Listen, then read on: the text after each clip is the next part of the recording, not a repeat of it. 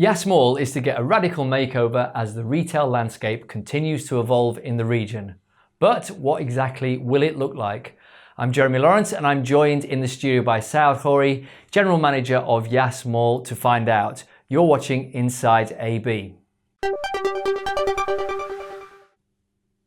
Saoud, welcome. Thank you very much for having me. Pleasure. You're rezoning Yas Mall to include new entertainment and lifestyle options and to give it an innovative new look. Can you tell us what rezoning actually means? Sure. I wouldn't really call it rezoning.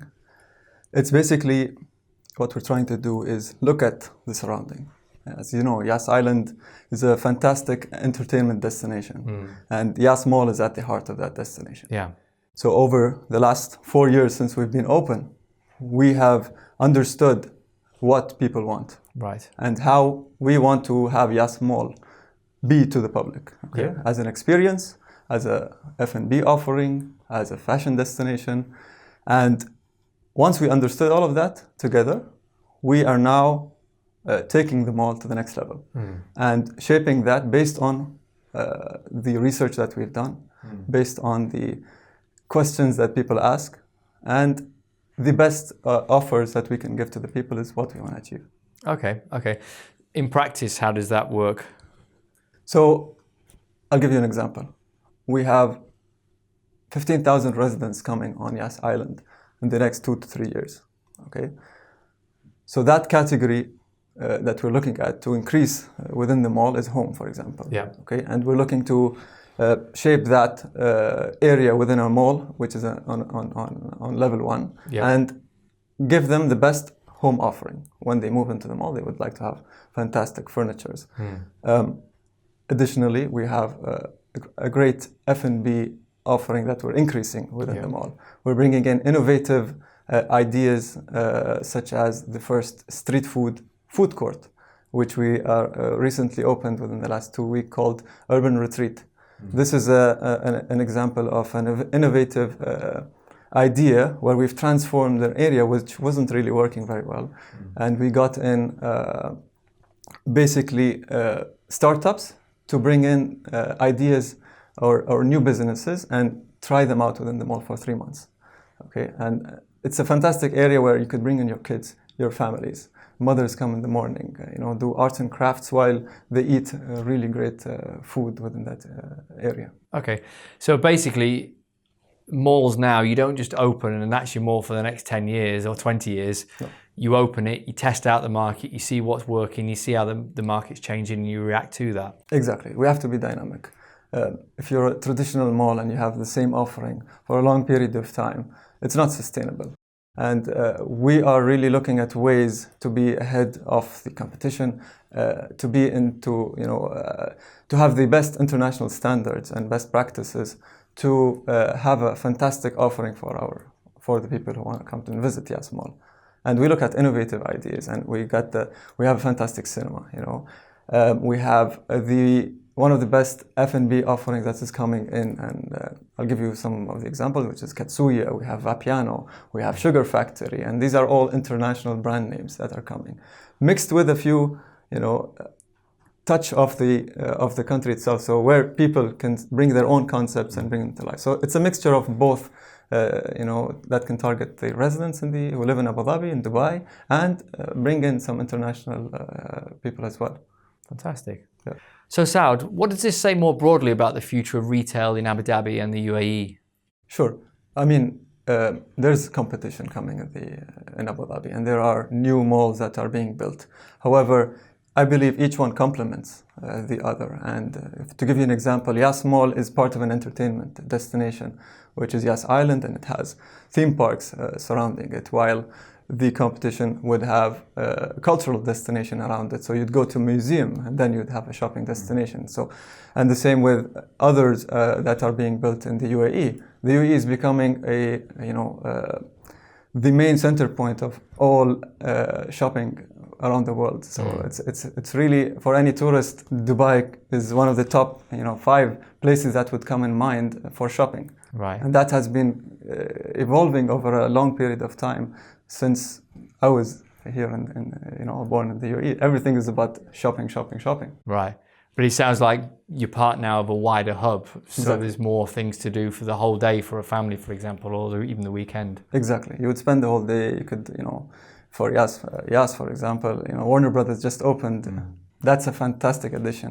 It's an international brand name where you have all the fun characters of Tom and Jerry and things that's within 1 minute, drive from Yas Mall. You could even walk there from Yas Mall. Right. Fantastic. So we're talking here about bricks and mortar, but how are malls and mall operators thinking about the role that e-commerce plays in that? E-commerce is a big word nowadays, and I think there's different ways that you could work with e-commerce. Other than an online shop, you have the trending words today as virtual reality, augmented reality, chatbots. Name them. They're on and on and on. Social media is a big thing. So how could you use these platforms to enhance your physical brick and mortar experience? That balance is very important to have. The customization of digital to your needs. Right. Nowadays you could predict what you want before you actually know. Yeah. On online. So how do you use that to customize the data to bring it into the actual physical world? Right. And that's a very important thing to have nowadays. Right. So data is very important to an actual shopping mall as well as to an e-commerce brand. Then you all need to know about your customers. Exactly. So various reports have come out that have talked about oversupply in the retail space, especially in Dubai, but to some extent in Abu Dhabi. There's a lot of new malls coming online in the next few years. Right. Is it a problem, like some people are suggesting? In terms of oversupply, the UAE has endorsed itself to become the hub for shopping. And there are people always wanting to come to the UAE for shopping, whether it's Dubai or whether it's Abu Dhabi. And as I said before, the destination is what attracts the people. And from there, whether it's an entertainment destination on Yas Island or the cultural destination on Saadiyat, which is next door, people will come and they will come to shop as well. So what we were saying then is that the UAE has such a big market that it's catering to that if you build it, people will come. Yeah. So moving on, what are you doing at Yas and in the UAE, or in Abu Dhabi, sorry, more broadly to attract more numbers to Yas, to the mall and to the Emirate? For Yas specifically, it's as I said, an entertainment destination hub. And just now Warner Brothers opened, but within the next coming years you have Climb, which is one of the largest climbing wall facility. There's also the Skydive, which is within that Climb entertainment area. There's also Ferrari World, which was opened a couple of years back. There is also SeaWorld, which is another exciting project that's coming in. The Yas hub is on the south of the Yas Island destination, and it will include a massive arena with, that would be multi-used for concerts, for sport games. And it's part of a huge office destination with a bit of retail and residential. So a lot of things happening on the island, a lot of new office spaces, and so people working on the island as well as people living on the island, as well as more attractions. So the whole thing is coming. It's very exciting the way it's coming together. Yeah, no shortage of people. No shortage of people. Fantastic. Well, the final question that I've got for you then is that, and this is really sort of your personal predictions, if we look ahead in 10 years' time, what do you think we'll be looking at in terms of how malls will look here? That's a very interesting question. I would see them as being modular. And by being modular, they are adaptable to change much quicker than the usual. Right. So whether, when people want more F&B, it could quickly increase with F&B. There might be areas that you could add as workspaces. For example, Emirates Towers is a fantastic example of that. They've converted a lot of the space to workspaces. So I would see some areas of the mall having workspaces. Digital will be a big factor at play here as well. So the idea of bringing in technology to enhance your asset.